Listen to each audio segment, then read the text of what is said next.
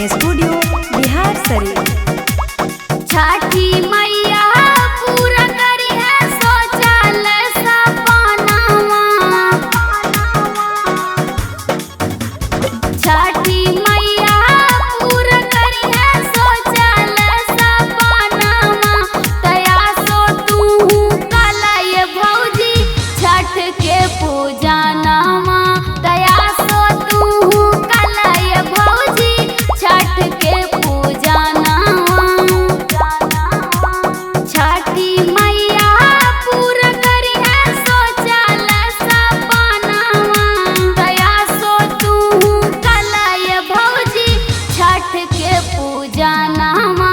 तया सो तू कलय भौजी छठ के पूजा नामा।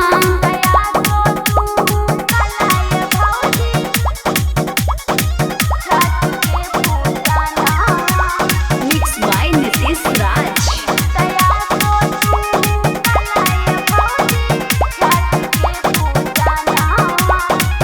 फल फूलवा से दौरा सजावनु हो। छठी माई के गीतिया गवावनु हो। फल फूलवा से दौरा सजावनु हो। छठी माई के गीतिया गवावनु हो। आजमगढ़ बहाजरिया से तू ले अइहा कंगनवा हो। आसो तू कलय भौजी छठ के पूजनवा हो। आसो तू कलय भौजी छठ के पूजनवा हो। छठ के पूजनवा हो। छठ के पूजनवा हो।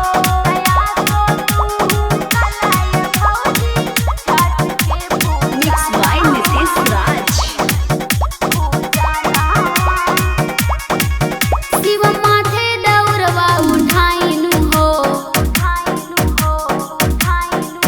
खुशबू शुभम के साथे ले जाइबनु हो। शिव माथे दौरवा उठाइनु हो। खुशबू शुभम के साथे ले जाइबनु हो। छठ व्रत होलय भौजी सबसे महानवा हो। तया सो तू कलय भौजी छठ के पूजनवा हो। तया सो तू